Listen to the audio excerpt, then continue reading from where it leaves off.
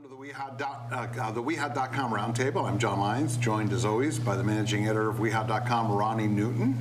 Our second show this week. This is the second of 3 political roundtable shows focusing on the upcoming municipal elections. Tonight we welcome in 2 of the GOP candidates seeking re-election. For the Board of Education, we welcome Ethan Goldman, sitting on the left, and on the right is Town Councilor Alberto Cortes. Later this month, we're going to be having our final candidate forum with members of the Democratic caucus running for office. So, welcome to the show. Ronni, welcome. I feel like I haven't seen you in 48 hours. It's been about that long. And I just want to make sure, Alberto or Al? Which do you prefer? Alberto. Okay, okay. We want to make sure we're calling you what you want to be called. Just don't call me late for dinner. That's yes, exactly. You know, at this hour, I should have had dinner served, but I could talk to my producer about that. So, Alberto, we'll start with you. We're going to ask you kind of the same questions just to kind of get some background. I mean, I've known you for a long time, but, you know, hopefully a lot of people are watching. A lot of people are going to choose who they're going to vote for over the next 50 days or so. Tell us a little bit about your background. What inspired you to get involved in politics? What do you do? Yeah, so I grew up in the city of Hartford. I've been living in West Hartford for about 25 years. Long time living in West Hartford resident.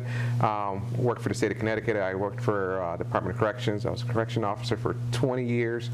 And, you know, working for the state, you just see some of the efficiency problems, you know, and just ways you can do stuff better. And you know, being an employee, everybody's like, you have to treat it like you're a taxpayer first. I was reminding everybody, you're a taxpayer first. So when you look at stuff, it's just, I was getting frustrated at one point, and I'm like, instead of complaining, let me do something about it. You know, I am community driven, you know, so I'm like, let me just get involved and see if I can move the needle a little bit. And so now, what are you? You're a real estate agent currently here in town? Yes, so I'm a real estate agent with Berkshire Hathaways. That has been going great, you know, and it kind of goes together hand in hand, you know, because especially with the market, we were talking about the market earlier, and just how it's been going, you know, the lack of inventory and the need for housing. You know, that's a huge thing in this town. You know, it's like we're growing so fast, but we can't keep up with the people wanting to come in. So I like how they're kind of hand in hand together. And we should have a real estate themed show at some point, because I do have a lot of real estate questions, but tonight we're focusing on politics. Because yeah, the market's been great, and West Hartford's been firing on all cylinders. Ethan, tell us a little bit about your background. What inspired you to get involved in politics? Sure. Thank you for having us. Yeah. I grew up outside of Boston, went to college, University of Pennsylvania, the Wharton School, in the college, got a degree from each. After college, I went into the Army, got my commission as a field artillery officer, and eventually spent 20 years plus in the reserves. I retired as a major. After the Army, I went to public accounting, got my CPA in the state of Maryland, and following that, I went to the Harvard Business School, got my MBA, and then went back to public accounting, and then eventually went to work for Zaire. Zaire, as some of you may remember or may not, got bought by Ames. We moved down here with my wife and at that time my 2 young kids, and we've been here since. I currently work as a CFO for a mid-sized manufacturing company, an international manufacturing company. I've also been on the soccer board, treasurer for about 15 plus years, and then I coached both the girls league and the boys league, and we've had all 4 of our kids grow up here. And the last thing was, coached with my husband at one point. Yes, you coached your daughter. Yep. You're my daughter. And then I was the treasurer of the Jewish Federation of Greater Hartford. And my reason for getting involved was just got frustration at what I saw going on. And ran about 10 years ago for state representative just to get it out of my system. And now I'm back, hopefully running for the Board of Education. So what district state representative? Do you remember the district? Yeah, 18. 18th, okay. Always. So you ran against Fleischman? I ran against Andrew Fleischman, yeah. Okay, interesting. Okay, good. What are some of the obstacles that you guys see, you know, and maybe Alberto, this is more for you, in terms of, you know, what's holding the town back? What are some of the obstacles to success of the town? it's not so much being held back, right? I think there's tremendous growth in the town, so just waiting for everything to come to fruition, and it's scary, So what's going to happen with all this growth? We keep some of the stuff I hear out in the community is, we're overdeveloping, and I come from the city, right? So to me, I'm excited to look at this stuff, but how is it gonna impact services? The response for the firefighters. Are we gonna have enough police officers? So, and there's a cost to that in the schools. Even though a lot of these apartments are, a lot of these units coming on are, 2-bedroom apartments, so not a lot of big families going in there, but still, it's. I think that we need to look further ahead than what we're doing so right now. Well, my side is the schools, so that's what I'm focused on. I think the importance is that we need to have focus on the academic standards and getting the kids. I mean, we had a setback, as did the rest of the country, with COVID. So now the idea is to get kids to do the best they can, get the best learning experience, and have that. To me, should be the #1 priority. I could just speak for myself as someone who looked at school as, I was basically for high school interested more in soccer than education.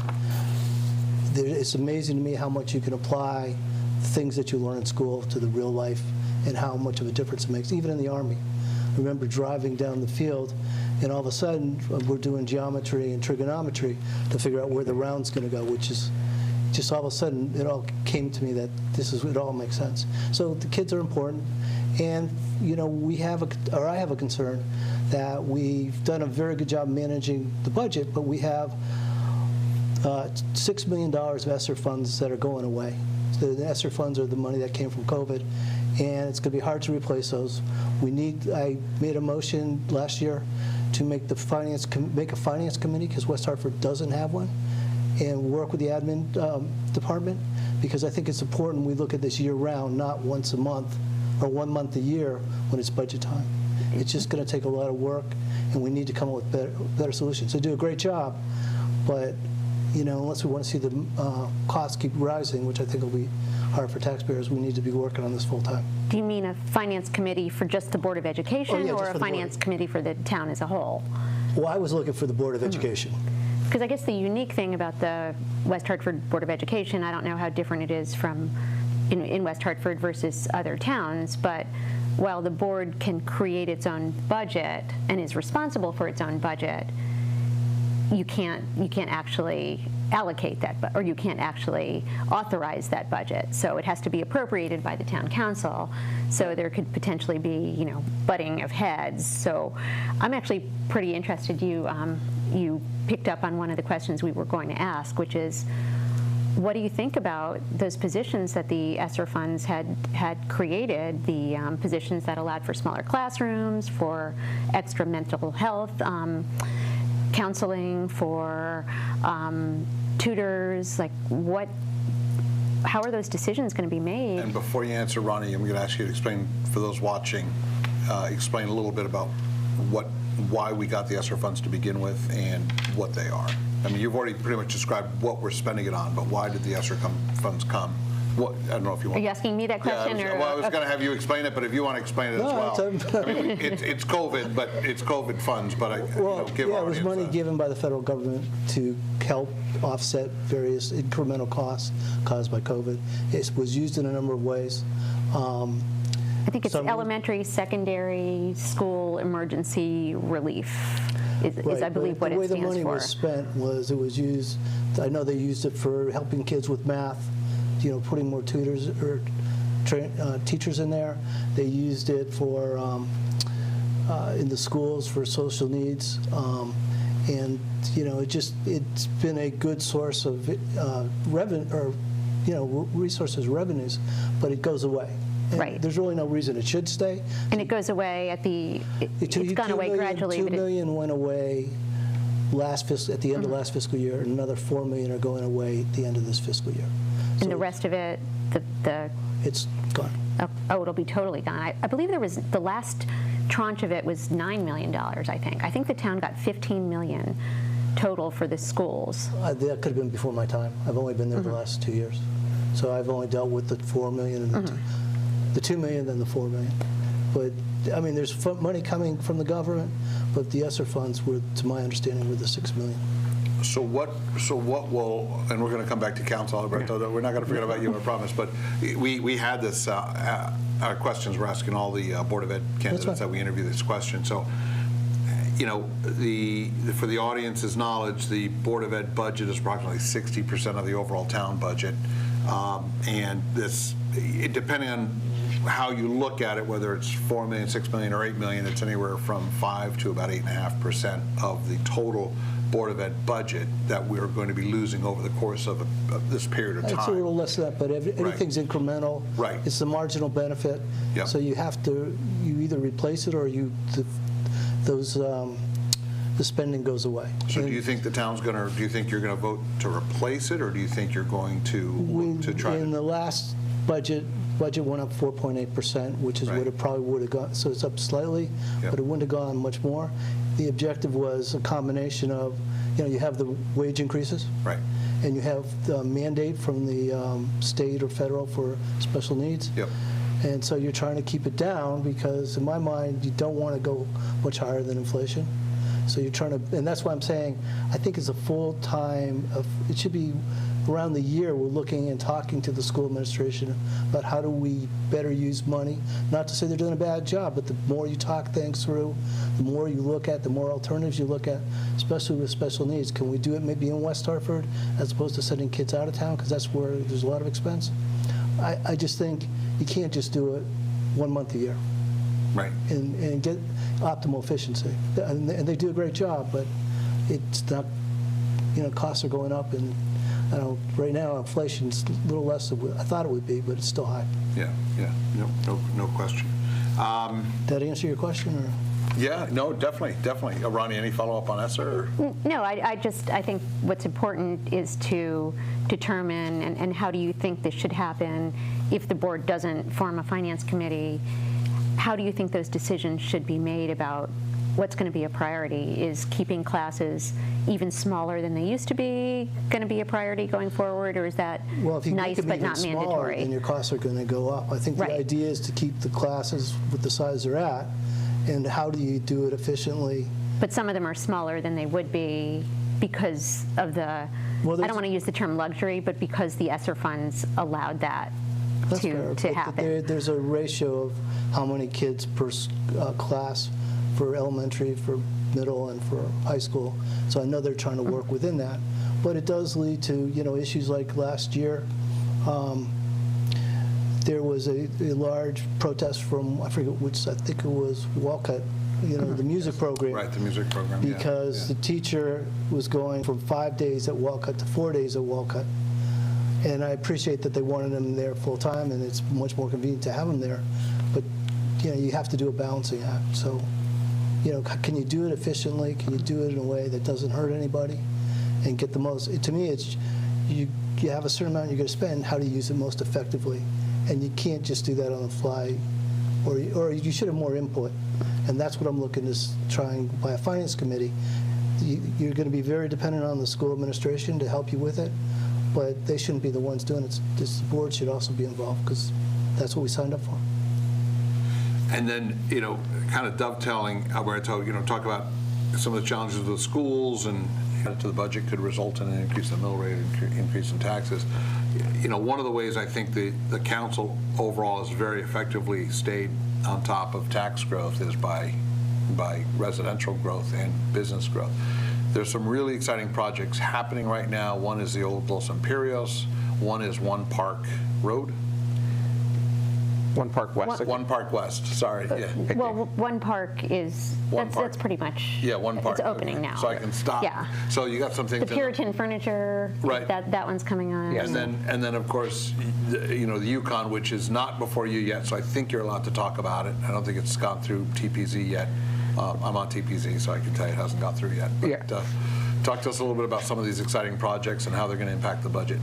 Now, again, you know, it's all good stuff, right? The one controversial one was the Los Imperios, the West Hartford and the old West Hartford Inn, just because they're going to they're capped for a tax rate for 10 years. So so there was a little bit of debate about that, and for me, I had an issue where the value is like $1 million, right? Right now it's $995,000.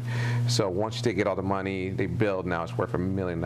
We know it's going to be worth a lot more than that, and I don't expect them to be taxed at a higher rate. But I think we could have gone a little bit higher on the value of the property, forecasting and do a cap from there. So there's some loss there, but what it brings to this town is kind of unique, so you got this affordable, new affordable housing option right in West Hartford Center, right, accessible to medical facilities, accessible to the restaurants. Some of these people might be working right in that community, so I think that's it's a great idea, right? And the location is perfect for it. So the whole thing doesn't have to be perfect, but the benefits are huge, So I'm excited that's coming into place.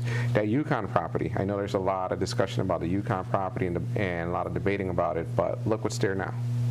So do we prolong that right now, or do we come up with something, and no one's going to be 100% happy, but let's just put something in place and again, add to our growth in the community. And and I love that, they're seeking input from the community as well. There was talk that there might be some townhomes, so ownership opportunities, I'm all about that. It's great to see all these buildings development coming up, but what we don't see a lot of is ownership, and that brings that, and then we have the property on LaSalle Road right behind Becker's Jewelers, and, the big, massive building, but that's an ownership opportunity, so you get these empty nesters who are tired of mowing the lawn, right, and say, I'm done, but I want to stay in West Hartford, and I still want to own property in West Hartford.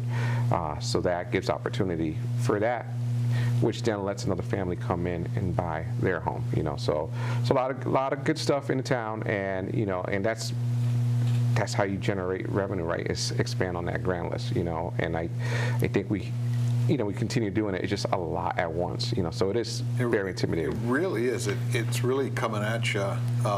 There's so much opportunity now that maybe wasn't there 5-6 years ago because we weren't seeing the housing prices rise or the demand for housing. Addressing each location, first of all, I think of Arapahoe Road, which is the one behind Becker's that you mentioned. That's a really interesting. I think to myself, geez, my wife and I are empty nesters. Maybe one day. I think you and I had the same conversation. Was it you that you and I can't remember if it was you, Ronnie, or somebody else.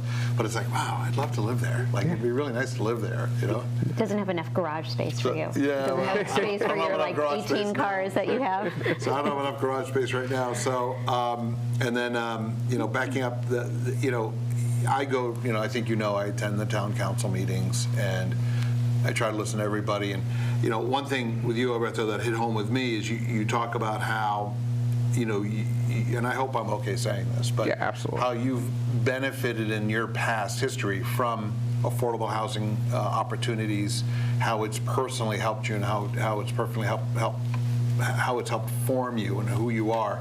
And that tends to hit home when you're arguing for these projects. So I think you were talking about the Los Imperios location when you shared that story. Yes, correct. No, exactly. And affordable housing, so part of the campaign 2 years ago is make West Hartford more affordable. So yes, that's 25 years when I came in. It was easy for it. It wasn't as hard as some families starting out is right now, right? So it was a little bit easier to come into West Hartford. So now it's like we kind of push certain people out. But again, the affordable housing, me growing up, that's temporary, right? It's meant to be temporary. And, we hope that, people that move into some of these development, they get involved in the PTO, they get involved in the community, and, it's giving them another opportunity, giving their kids opportunity to go to our schools. And, our high schools are ranked in the top 11, 10 in the state. In the state, top 3% in the country. Yeah, so it's like, why not? Why not give that opportunity for someone who wouldn't have that elsewhere, And again, that creates that mentality where it's temporary and not permanent, like we've seen, in the 80s, it was kind of that idea of you live in affordable housing and that's your life. And but when when you use it as a temporary resources because it makes sense, and you grow from it and you learn. And I wouldn't want it any other way. I think, like you said, it made me who I am now. So. I'll keep rolling unless you have questions. Keep going. follow-ups. All right, so let's swing over to the campaign. We're kind of going a little out of order here because we talked about Esther already, but let's talk about the campaign. It was very interesting 2 years ago. Alberto, you were not on council. You ran, Lee Gold was the sitting minority chair. He switched parties, went with ACP. You stuck with, or went the GOP route. You got in, he's out. ACP now has candidates on the ballot for both Board of Ed and Council. I think one could argue they're better funded than the last go-around. The party's more experienced and better known today than it was 2 years ago. They've established some trust with the community. And the candidates are being managed by two, I think we could say veteran political guys, Lee Gold and Mark Merritt, who both, Lee, who served on council, and Mark, who was the GOP chair. RTC chair, yeah. RTC chair for a long time. What are you doing? What strategy are you doing to make sure you can keep that vote count up so that you guys can get reelected? And that question for both of you, either one can tackle it, both can tackle it. No, I think, it's like running. You focus on how can you be more effective, right? How can I better what I'm doing, right? It's not just about getting in and like, oh, I got the votes and I'm in here. It's being involved in a community. I'm community driven, and that's kind of my main focus. Not worrying what the other side is. There is a little bit of strategy, going into it, but once the slate is set, now it's keeping your followers, right, or your supporters, and how do you add, and so I'm always trying to reinvent the wheel, do things different. People do their different ways of campaigning. One of my campaigns right now is Breakfast of Champions. I'm doing a food drive for the month of September because, food insecurity is a problem even in towns in West Hartford. For a town that cares? For a town that cares, to support a town that cares. Rather than going out there and, giving out, hey, donate to my campaign, it's like, donate to West Hartford.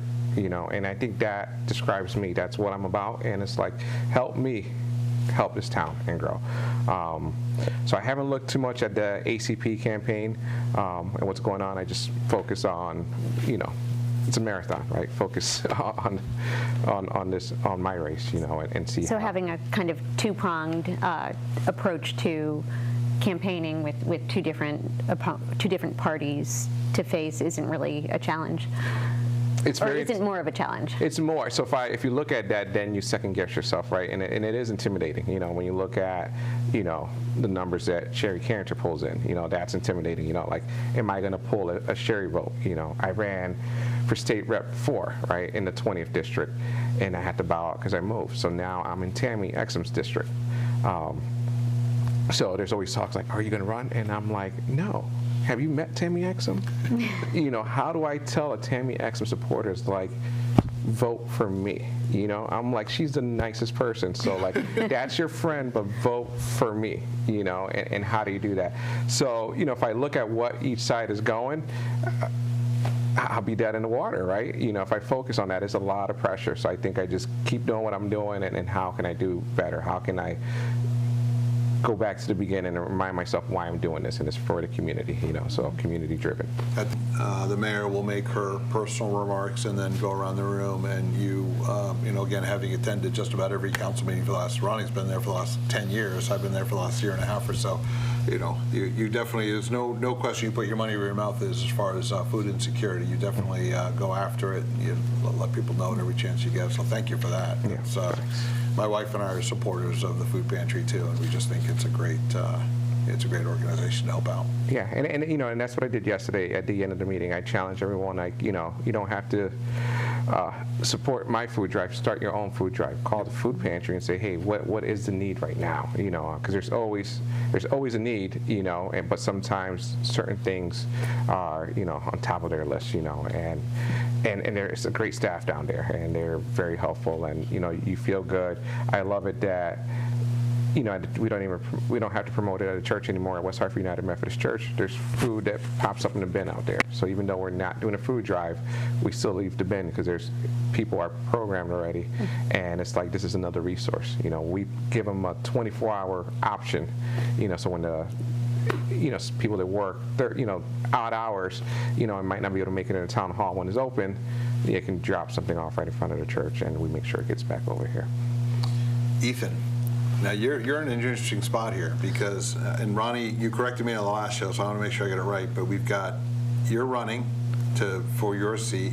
There's also 2 ACP folks running, and I think another Republican running for Board of Ed? Right. There's 6 people running for basically 3 seats. 3 seats. 2 from each party. Right. Isn't there 3 Democrats? Yeah, there's 3 There are, but one of them's running for the end of a 2-year term. Oh, Yeah. So He's he's on his actually own line. unopposed He's on his own line. for that 2-year term. Yeah. We have to look at the ballot to get it straight. It is. I was going to bring the It's ballot definitely tonight. I going to probably confuse the voters. Yeah, it's definitely going to, and I think Jason will probably be the highest vote getter because I know usually the person on that line is the highest vote getter. Well, he doesn't have an opponent. He's no opponent. So, Oh, okay. Is yeah. Jason replacing Jason? Yes. No. Yes. Jason's not replacing Jason. Jason's replacing Renee Jason is. or Ari? I thought Jason was up. I don't know. I can't remember. Yeah. I That's don't. for another show. So That's the when we have answer to Leon the on. question, I think. That's for the Leon show. Yeah, let me bring back to the question. Ronni won't remember because she's got a computer for This is brain. going to drive me crazy. So- Anyway, I know Jason's running for Not Jason Chang. for 2-year seat. Jason Gould. Jason Gagnon Gagnon. is running for the remaining 2-year term that is on the Board of Education. And then So- everyone else is running for a 4-year term. But it's interesting because it's almost like even with another Republican running, it's like, a lot of people probably have eyes on your seat. Certainly the ACPs do, and the other Republican. I mean, everybody wants to win. What are you doing to ensure a high vote count? What are you doing with your campaign? Well, I'm just taking it as campaigning on what I think is important, and then I'm going to try and get out to meet people as best I can. Unfortunately, life gets in the way, so there's a number of times I'll be out of town the weekends and even during the week, but it is what it is, so you take the hand you're dealt. But I'd like to think I've done a good job, and I like to think, people vote.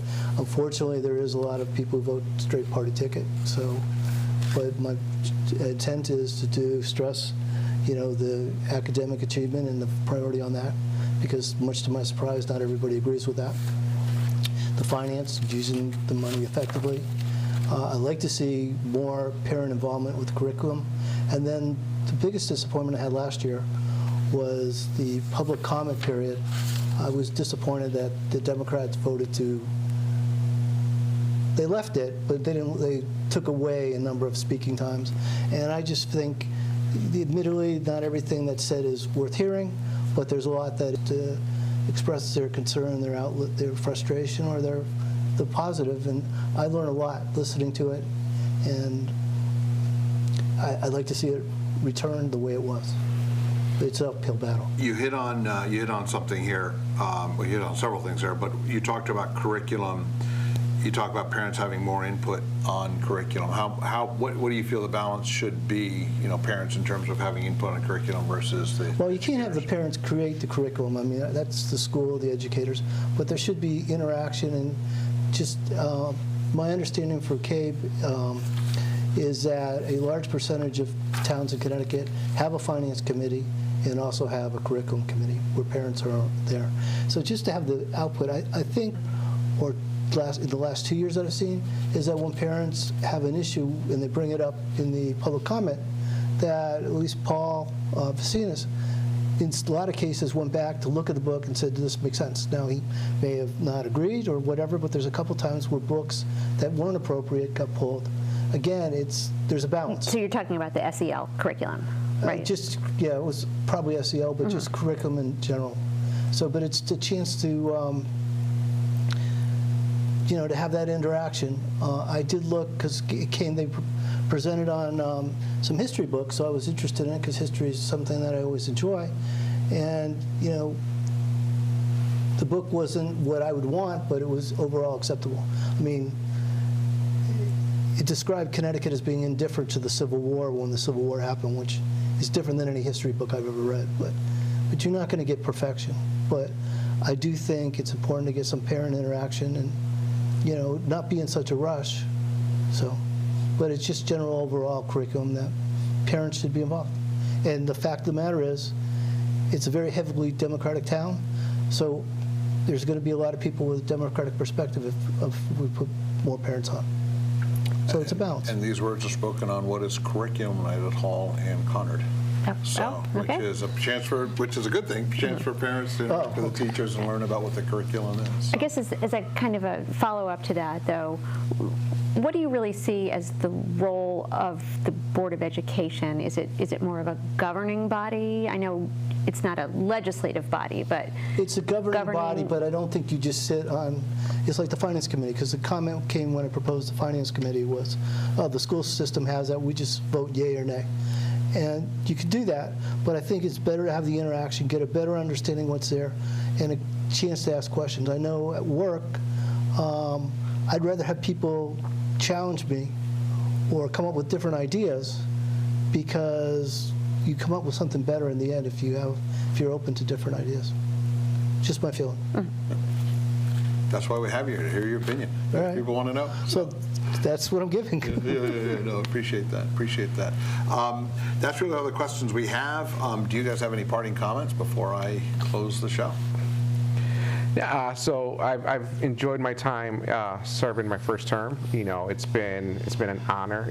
I'm thankful for all the support throughout, and and I just ask that please continue to support me, and I'll continue to do my best. And whether I'm on a council or not, again, I'm community driven. And that's how we fix our issues in the community. Is we can't rely on government to do everything. We have to all kind of come together. So I appreciate having the chance to have this discussion. I've enjoyed it. I got appointed last November, 2 Novembers ago, and I've enjoyed the experience. And my hope is that people will vote to re-elect me or elect me, because I think I can add value to the school or school system. And I'm looking to try and make the school system as strong as it can be, because I think we owe it to the kids, and it's important for the next generation. And I think it's amazing to me how important a good education is, and we should make sure we maximize it the best, and that's what I'm committed to do. Keep those schools in the top-ranked schools nationally and statewide. Right. Well, I think it's not even so much the ranking, it's what do kids walk away with. And like I said, when with the Army, just being able to take out my calculator and start calculating out where the round should go, because I knew geometry, because I knew algebra, was an amazing experience. So. And then the final question we have here, do you want to handle it, or you want me to handle it? I'll ask the question Okay. before you kick me under the table or I kick you. No, you go. So this is probably kind of a tough question, but the Republican Party nationally might not be the same as what you represent as Republicans in West Hartford. If you're knocking on doors and people ask you that question, how are you going to answer? Are you a supporter of the national Republican Party platform, or are you Is it a question Republican about the platform, or is it a question about the candidate? Well, I guess we don't know who the candidate is, so we can assume. But if somebody says, are you a Trump supporter? I didn't want to ask that question so specifically, but do you identify with the national Republican Party, or do you just consider yourself the traditional Yankee Republican, or you're a Republican because you're a fiscal conservative and you believe in the ideals that the party has always had, maybe not necessarily what the party is on a national basis now? So for me, usually I always focus what's the best use of my time.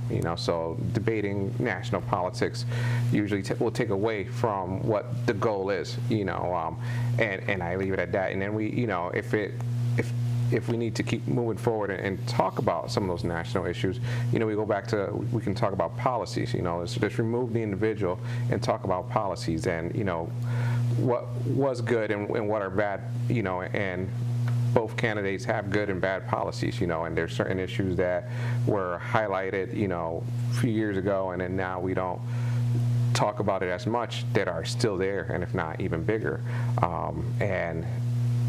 But again, what's the best use of my time trying to gain your support? And it's not talking about, who's going to be running for president. I know age was a big thing. It's a big discussion now. And I think that's a problem. I think, can they last another 4 years? They're up there in age, and that's a concern, and how effective are they? And let younger blood step in, So to me, I do get frustrated when we talk about it. It's not about the individuals. It's like, we need new blood on both sides, But I always remind everybody, it's like, what's the best use of my time? Talking about Biden, Trump, or talking about, creating more housing opportunities in West Hartford? So, one, I'm not sure who's going to, I realize the odds right now are stacked for the two, one former president, one president. My hope is that we'll have more opportunity to see what's there. There's a lot of things that President Biden has done that I strongly disagree with. I also wish that President Trump we need to bring the country together. You don't bring the country together by trashing the other side. So I'm hoping for different choices, but when the time comes, the time comes. To me, the whole thing that happened with Afghanistan was a gut punch, but it's not relevant to the school system. It was just, I was in the reserves when we went in Afghanistan. Long since out. I have a son in there. He was, didn't go in either. So we haven't gone, but for the people who did, I just thought it's just horrible. I don't know the other way to say it. It was like a gut punch. So. All right. Thank you very much.